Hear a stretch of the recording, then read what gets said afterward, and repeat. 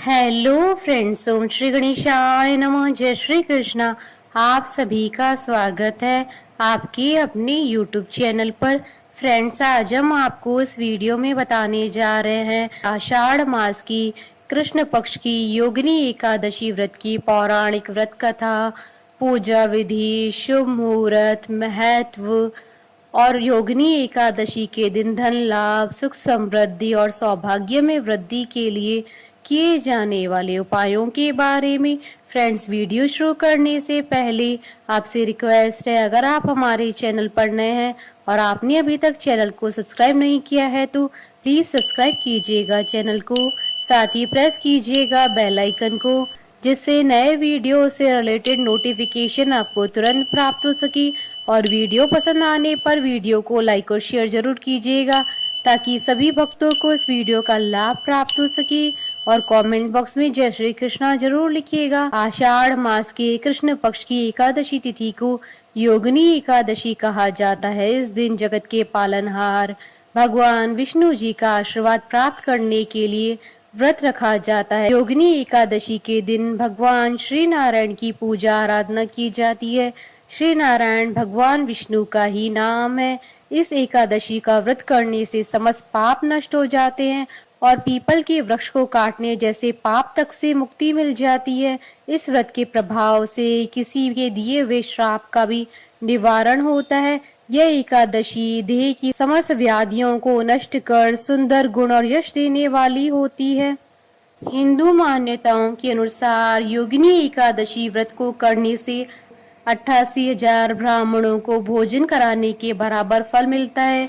इस व्रत का अपना विशेष महत्व होता है। फ्रेंड्स, अब आइए जानते हैं योगिनी एकादशी के शुभ मुहूर्त के बारे में। हिंदू पंचांग के अनुसार साल 2023 में योगिनी एकादशी का व्रत 14 जून 2023 बुधवार के दिन है। आषाढ़ कृष्ण एकादशी तिथि प्रारंभ होगी 13 जून 2023 को सुबह 9:28 पर और आषाढ़ कृष्ण एकादशी तिथि का समापन होगा 14 जून 2023 को सुबह 8:48 पर। शास्त्रों के अनुसार द्वादशी युक्त एकादशी तिथि का व्रत करना चाहिए, इसलिए एकादशी का व्रत 14 जून 2023 बुधवार के दिन रखा जाएगा। व्रत पारण का समय रहेगा 15 जून 2023 को सुबह 5:23 से सुबह 8:10 तक और हरिवासर समाप्ति का समय रहेगा 15 जून 2023 को सुबह 8:32 पर। फ्रेंड्स, अब आइए जानते हैं योगिनी एकादशी की पूजन विधि के बारे में। इस व्रत के नियम एक दिन पूर्व ही शुरू हो जाते हैं। दशमी तिथि की रात्रि में ही व्यक्ति को जौ, गेहूं और मूंग की दाल से बना भोजन ग्रहण नहीं करना चाहिए। वहीं व्रत वाले दिन नमक युक्त भोजन नहीं करना चाहिए, इसलिए दशमी तिथि की रात्रि में ही नमक का सेवन नहीं करना चाहिए। एकादशी के दिन प्रातः स्नान आदि कार्यों के बाद व्रत का संकल्प किया जाता है। इसके बाद कलश की स्थापना की जाती है। कलश के ऊपर भगवान विष्णु जी की प्रतिमा रखकर पूजा की जाती है। भगवान विष्णु जी की प्रतिमा को गंगा जल से नहलाएं। अब दीपक जलाकर उनका स्मरण करें। भगवान विष्णु जी की पूजा में उनकी स्तुति करें। पूजा में तुलसी के पत्तों का भी प्रयोग करें। पूजा के अंत में विष्णु जी की आरती करें। शाम को भी भगवान विष्णु जी के समक्ष घी व दीपक जलाकर आराधना करें। इस समय विष्णु सहस्त्र नाम का पाठ करें। अगले दिन द्वादशी के समय शुद्ध होकर व्रत पारण मुहूर्त के समय ही व्रत खोले। सबसे पहले भगवान विष्णु जी को भोग लगाएं। भोग में अपनी इच्छा अनुसार कुछ मीठा भी शामिल करें। लोगों में प्रसाद बांटे और ब्राह्मणों को भोजन कराकर उन्हें दान दक्षिणा दें। फ्रेंड्स, अब आइए जानते हैं योगिनी एकादशी के दिन किए जाने वाले उपायों के बारे में। योगिनी एकादशी के दिन पूजा करते वक्त भगवान के सिंहासन पर 5, 11 या 21 या अपनी सामर्थ्य अनुसार दक्षिणा रखें। अब आरती करें। एकादशी के अगले दिन स्नान के बाद इन सिक्कों को अपने पर्स व तिजोरी में रख दें। इसके साथ ही थोड़े चावल के दाने भी डालें। ऐसा करने से आपका घर हमेशा धन से भरा रहेगा। योगिनी एकादशी के दिन भगवान विष्णु को दूध में केसर मिलाकर अभिषेक कराने से भगवान विष्णु अपने भक्तों पर जल्दी प्रसन्न होते हैं। योगिनी एकादशी के दिन दक्षिणावर्ती शंख में गंगा जल भरकर स्नान कराने से माँ लक्ष्मी की कृपा प्राप्त होती है। योगिनी एकादशी के दिन विष्णु सहस्त्र नाम का पाठ करने से कुंडली के सभी ग्रह दोष शांत हो जाते हैं। योगिनी एकादशी के दिन श्री कृष्ण मंदिर में जाकर बांसुरी को अच्छी तरह से सजाकर भेंट करने से धन धान्य में वृद्धि होती है। योगिनी एकादशी के दिन पीली सरसों का भोग लगाने से शुभ फलों की प्राप्ति होती है। योगिनी एकादशी के दिन भगवान विष्णु की प्रतिमा के आगे गीता का पाठ करने से पितरों का आशीर्वाद प्राप्त होता है। भगवान विष्णु जी की पूजा तुलसी के बिना पूरी नहीं होती है, इसलिए भगवान विष्णु जी को तुलसी अवश्य चढ़ाएं। योगिनी एकादशी के दिन चावल का सेवन बिल्कुल भी न करें, नहीं तो आपको भगवान विष्णु की क्रोध का पात्र होना पड़ेगा। फ्रेंड्स, अब आइए आरंभ करें योगिनी एकादशी की व्रत कथा।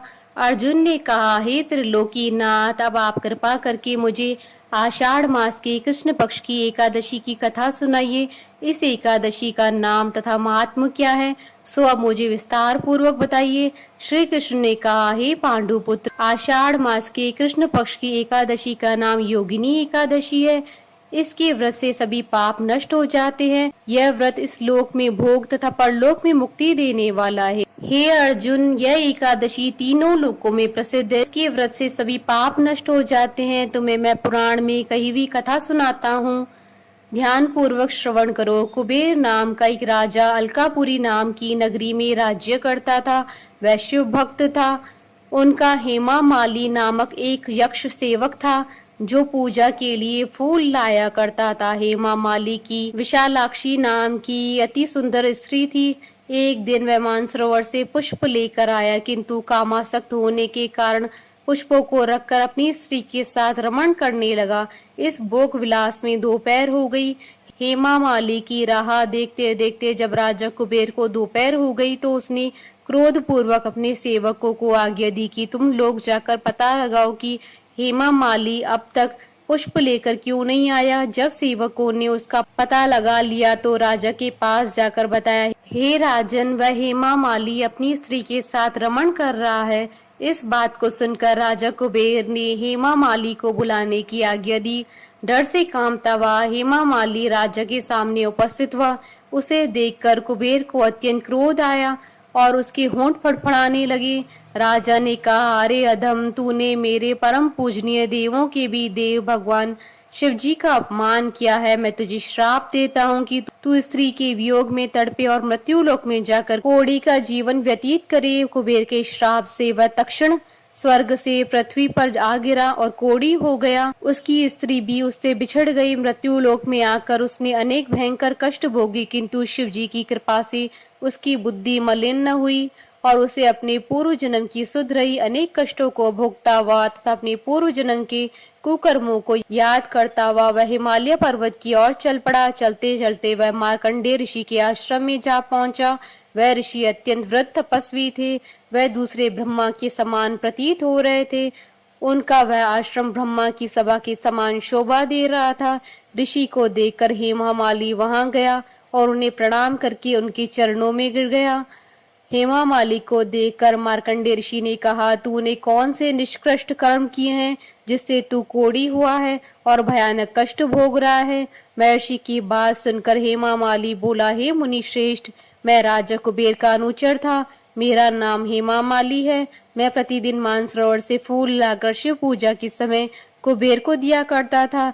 एक दिन पत्नी सहवास के सुख में फंस जाने के कारण मुझे समय का ज्ञान नहीं रहा और दोपहर तक पुष्प न पहुंचा सका। तब उन्होंने मुझे श्राप दिया कि तू अपनी स्त्री का वियोग और मृत्यु लोक में जाकर कोढ़ी बनकर दुख भोग। इस कारण मैं कोढ़ी हो गया हूँ तथा पृथ्वी पर आकर भयंकर कष्ट भोग रहा हूँ। अतः आप कृपा करके ऐसा कोई उपाय बतलाइए जिससे मेरी मुक्ति हो। मार्कंडेय ऋषि ने कहा, हे हेमा माली, तूने मेरे सम्मुख सत्य वचन कहे हैं, इसलिए मैं तेरा उद्धार करने के लिए एक व्रत बताता हूँ।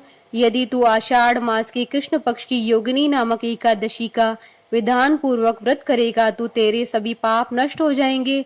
महर्षि के वचन सुन हेमा माली अति प्रसन्न हुआ और उनके वचनों के अनुसार योगिनी एकादशी का विधान पूर्वक व्रत करने लगा। इस व्रत के प्रभाव से अपने पुराने स्वरूप में आ गया और अपनी स्त्री के साथ सुखपूर्वक रहने लगा। हे राजन, इस योगिनी एकादशी की कथा का फल 88,000 ब्राह्मणों को भोजन कराने के बराबर है। इस व्रत के प्रभाव से सभी पाप नष्ट हो जाते हैं और अंत में मोक्ष प्राप्त करके प्राणी स्वर्ग का अधिकारी बनता है।